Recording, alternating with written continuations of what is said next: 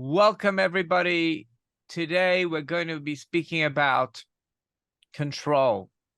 Now, we know if a person is too controlling, that is not good. If a government is too controlling, that is not a good thing. But if a person also abdicates control, that's also not a good thing. So what is the measurement? What is the healthy measurement? So we're going to learn the end of Gemara Gittin, because the end of the Talmud, which speaks about the tractate that speaks about divorce, right at the end, it discusses the measure of being over controlling or abdicating control. What is the healthy measure? And it gives a metaphor, and that metaphor is useful to measure situations and to see if these principles are being broken. Now, I'm going to look over to the side where I can see the Talmud. It's a Talmud Gittin. It's page 90, folio A. I'm going to read directly, so you will have a connection directly to the text. I won't put it on the screen, but you'll be able to hear me. So, Tanya Haya Rabbi Meir Eimer. So Rabbi Meir used to say, this is from the times of the Mishnah. This is from 2,000 years ago. Keshem shadeis b'meichel, just like there's different ways of people's deis means different various opinions in food, in the way in people's attitude towards food.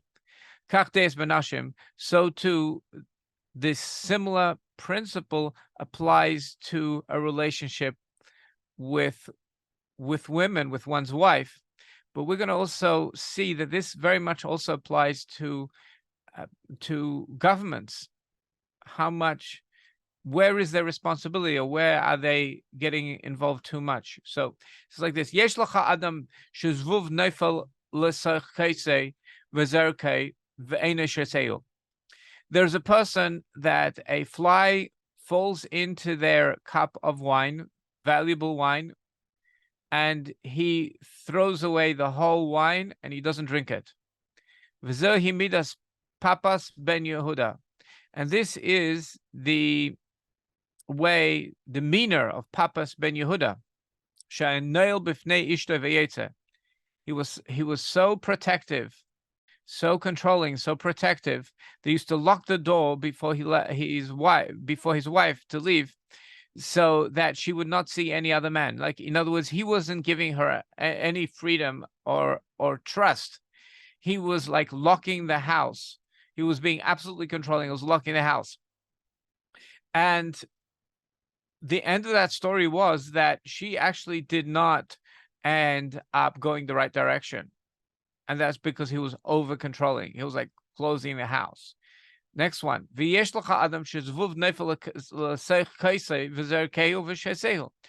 there is a man that a fly falls into his cup of wine, and he removes the fly, and he drinks the wine. This is the appropriate measurement for every man.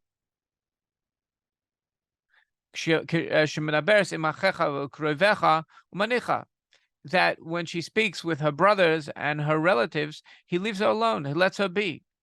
He gives that freedom. And there is a man, there's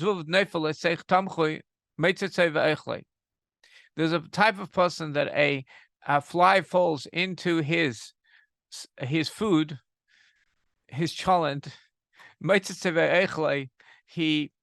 He licks up the fly, and he eats the fly as well. And this is the measurement of a bad person. He sees his wife, Yetza, she goes out, and her hair is uncovered, and she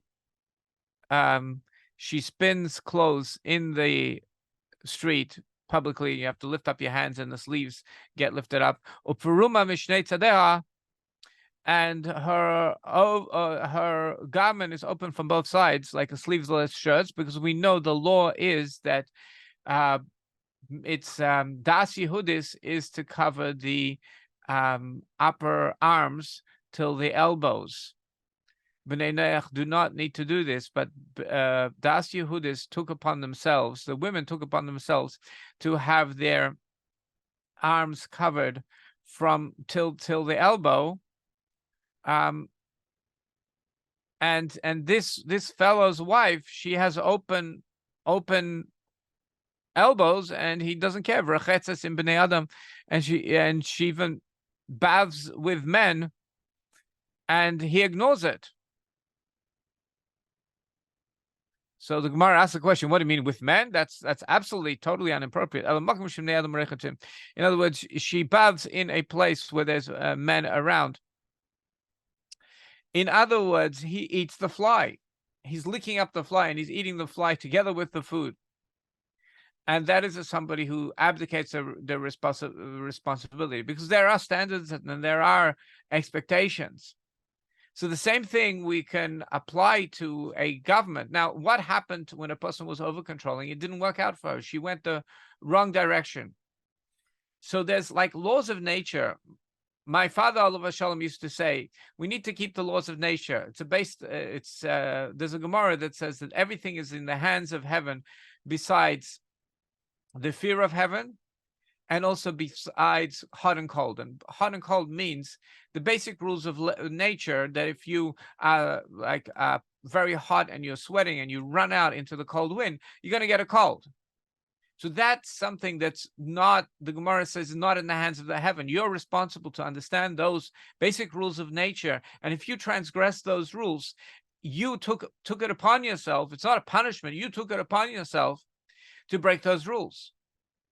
So we're being told a principle of nature now is if a person is over-controlling over people, it's not going to go the right way. So the same thing you could apply to a government. It's a rule of nature. When they are going to be over-controlling of the populace, it's only going to work to a certain amount. Eventually, because that is breaking the rule of nature, being over-controlling, it's not going to work out well. It's not going to work out. There has to be a measurement of balance. And then there's a total abdication where people are looting stores, and the people responsible for that, there's supposed to be a police force, not to be weaponized against the people, but there's supposed to be a police force to make law and order, to enable business to function. And that's one of the reasons why we have a police force and a court system, is that business can function. When people have a disagreement in business, they will have a place where they can follow a certain protocol, talk it out, follow certain rules, and get to resolution so business can continue. So people can be successful and continue to be successful. So it's not a mafia where the rule of violence wins. There's laws. So that's the idea of where a government is responsible to assist businesses, that they should be able to continue, give them the freedom to be able to continue. But once people cross boundaries, like we speak about the woman that's crossing the boundaries, so they're supposed to stand up and say, well, we're not going to stand up for this. You're crossing the boundary. We're not going to stand up for this. So that is the measurement of when is it appropriate to be controlling, or when is it appropriate to be over controlling, at the same time remembering how important it is that people, it's a part of the rules of nature. People need to be free. People, to be able to thrive, they have to be able to ultimately choose the right behavior, the appropriate behavior on their own. It's only when they are breaking boundaries, that's when we need to come in. We can't abdicate. We have to say, well, this is unacceptable. We expect better. We expect better. There are certain standards that we must live up to. We cannot infringe on other people. Everybody has their space, but this is infringing. That's when we need to stand up. But as long as people are not doing that, then people have the freedom to be able to thrive, to connect with other people, to socialize, and that's okay. Okay, so what type of comments do we have? Because I'm sure we could get this clearer, this direction clear for others, for a clear path to follow on. Well, I would like to make a comment if I could. Yeah, sure. The question that came to my mind when you're talking about this rebellion, this rising up against the tyranny of the over control, was how is it possible that the Soviet Union has completely controlled its population for over 100 years? China has controlled its populations for going on 80 years, and Cuba and so forth, with total control, despite all their attempts to pretend that they've changed. So how is it possible that they can maintain that control when the natural human instinct is to rise up and to claim their liberty? So that thought came to me while I was listening, and then suddenly the answer came, and I'd like to suggest an answer to that. That the defining distortion in this entire picture in this modern times, as opposed to, let's say, a tyrannical king from 1,000 years ago, who eventually was deposed by even his own advisors, is that the United States of America, the people of the United States of America, have been co-opted into supporting, funding, propping up, and in advancing these communist regimes. And the agencies of the United States government do everything possible, State Department does everything possible to sabotage any attempts to overthrow or fight against communist takeovers in various smaller countries and so forth, and undermines the people at any and every place that are fighting for freedom. So I want to suggest that the communists, not only do they relish in that because they need that money and that support and that coordination to be able to survive, but they let their people know that the free people are participating with this tyranny. And what came to me was, I'm just suggest this, I'm interested in hearing anyone's feedback on this, but that the despair is so great that a person is rendered just, there's no point in rising up. So if you took an average person, like say, for example, if you took people that are prisoners of war and they know that their countrymen are waiting for them and there's a place to escape to, there's a place that it's going to be worth rebelling against the guards because you're going to get to a free place and it's going to be different over there, then that's inspiring. But if you were to put yourself in that situation, not God forbid actually, but if you imagine yourself in a situation and realize that the entire world, that the freedom, the beacon of liberty for the entire world is actually the main funder and the main orchestrator of this communist tyranny, then I think that would cause a lot of despair. Now, I want to add one more point. That will that situation of despair shift if, God forbid, there is an expansion of the communist regime to include every country in the world practically, so that now there's no despair from thinking, oh, those people over there are funding this and going along with this and supporting this tyranny. The whole game is going to shift because now everyone is going to be under the same tyranny.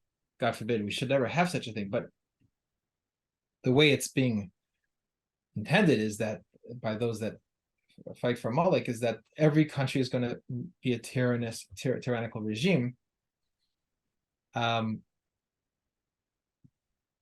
Will that prompt people to say, the whole world's in the same situation. There's nothing to despair. There's nothing to lose. Let's just rise up against the tyranny. Just the thought. Mickey, I just want to bring out something, is that in Russia, for example, they were not productive, like because they didn't see an incentive to be productive. So it was always like, how can we like bring home some sausages in the train. It says like the people were saying that whenever people traveled in train in the USSR, it always smelled like sausages because it's this scarcity mentality, because nobody's really producing their at the optimum level. Um, so it's sort of, they were undermining the tyranny by not being motivated to be productive. Um, and definitely in the 90s, certain people had the opportunity to flourish and be productive, but it was because they were also brutal, and it was like, so it became like a business of oligarchs. I don't know how it is now, but so there was like it's sort of like it was similar to what happened in China at one point in time. People that were living in China were saying there's like more freedom, and then they started to clamp down more and more, and it's right now with the technology, they're using that technology to clamp down more and more on the people. So it's almost like they had like a breath of fresh air, and now they're being clamped down.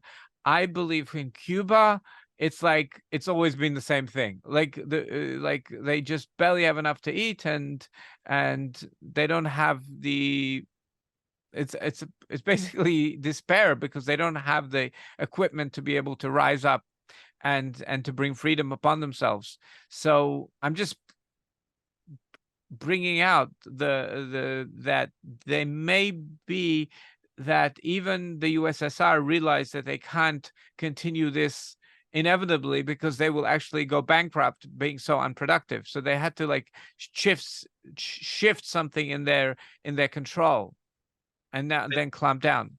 Well, right, because they use these processes of pretending to release grip and then increasing the grip to bring in Western money. That's exactly the point. The Russian mafia, quote Russian mafia, is really indistinguishable from the KGB. It's just an extension of it, just using a different instead of wearing a suit and tie, they're just talking like gangsters.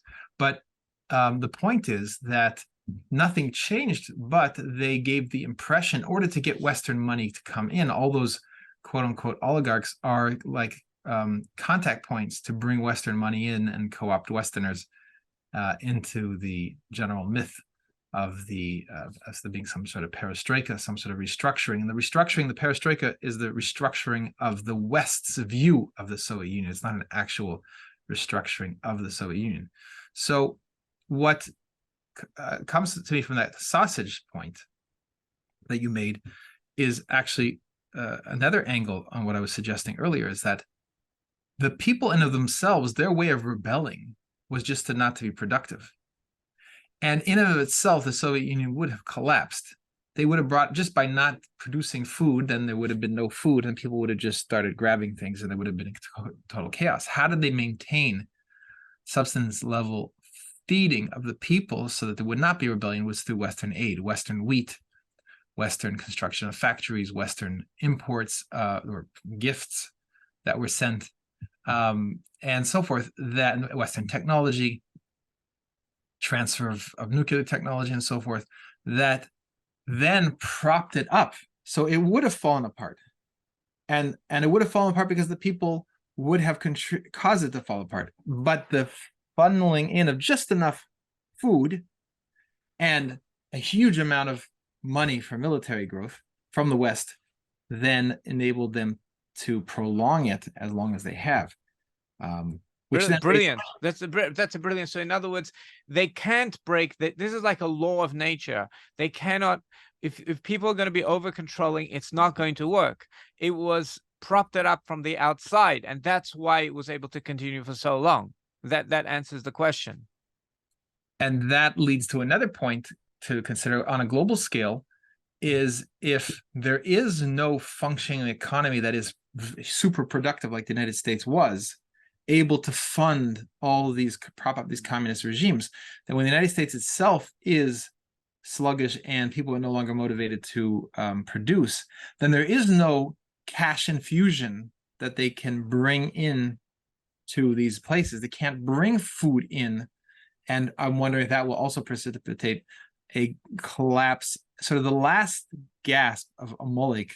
It's like that the Amalek is screaming its loudest scream before it collapses and is destroyed. So the same concept is over here. This concept of a one world government, a new world order, and so forth. As much as it is relished from writings of and the teachings of different organizations and so forth that have promoted this, and Marxism is the battering ram to be able to destroy the old order in order that the new order can be built. But is it practically sustainable? So people are afraid of it, and everyone imagines, and actually I would suggest that those that are promoting a new world order are actually benefiting from scaring people about it, because they give people the idea that it's going to be all powerful, all controlling, know everything about everybody, and you won't be able to move. And therefore, people start to readjust themselves to that as if that's reality, and they actually start foreseeing and living predictively like it's a reality, which is to jump to another point, which is that the Rebbe told us to live predictively like Mashiach is already here. If we, instead of imagining increasing governance, increasing control, increasing tyranny, and in a way there's nowhere to run, the Rebbe says, imagine that the world has been completely relieved of all forms of tyranny. Imagine that the world is free of all forms of control, and now you are in a direct relationship with the Holy One, blessed be He, and start living with that joy. The end result of living with the predictive reality of the New World Order is a person actually foments it, and he encourages it, because he starts to become constricted and see any type of control as part of that, and resigns himself to it as a fait accompli. However, a person switches his allegiance from buying the myth of inevitability of communism and the New World Order, and he transfers his allegiance to the true statement of inevitability, which is the belief in Mashiach, the prophecy of the coming Mashiach, particularly the Rebbe telling us that now is the time that it's unfolding, then a person can actually liberate himself into the state of feeling that nothing is impinging him. He is in no way limited, and he can then lift up his fellow man. So people from that one change in mindset could actually trigger a collapse in this one world government, this new world order. And that is why we have to make sure we understand that we are not unwittingly participating in promoting these things. But the going back to the point I was making before I got into this subpoint, which is that we have to realize that while they have all these plans, the plans, and in their plans and in the movies that they present and the fictional stories, and even George Orwell doing his best to warn us in 1984 what it's going to look like, misses one point, which is that it's an unproven concept that the entire world can stay under such a tyranny. And so two possibilities. Maybe this is the difference between Be'ita and Achishena. The Be'ita, the Navi says that Mashiach is going to come in his time, or he's going to come in an instantaneous instantaneous manner. So the Mefarshim explain, the commentaries that elucidate the meaning of the verses explain that Be'ita is a long drawn-out process, and Achishena is going to be an instantaneous process. The Rebbe is always urging us for Achishena. He says, don't spend your time thinking about all the negative prophecies. The prophets are all telling us the truth. And it's true, there could be negative developments towards the coming of Mashiach, but don't focus there, because you are going to end up getting stuck in the negativity and actually kind of enhancing that as a physical reality. So the Rebbe says, don't go there. Go to the Achishena, which is that you could right now just shift your mindset into thinking that you are in the redemption. The redemption is already unfolding. Now, notice what happens. If people go along that Mashiach is going to take a long time to unfold, and there's going to be this terrible tribulations first, there's going to be this new world order, and they kind of resign themselves to that, and they're kind of predicting it every day, awaiting it, then the end result is that they are going to start to actually live it out. And the only way out of that is going to be, I don't want to say the only way, but the redemption will be in its time, when it's all this burden is on the people everywhere, and then everyone's like, we've had enough of this. people, there's pockets of resistance, and they spread and spread and spread, and people finally overthrow this once and for all. However, the Rebbe is saying, begging us, don't go down that path. Rather, right now, drop the myth of exile, realize it's a charade, and instead allow to surface your natural state, which is this expectation and experience of redemption, of joy, of connection to the Eibishter, connection to those around you, and we're done. The entire exile is over, and we have Mashiach. So Rabbi Smith, let's segue right now to the 6 remembrances, because I think that's a practical tool that's going to show us a way out of thinking on this scarcity mindset, which would, till it falls apart. It takes time. We don't need to go down that route.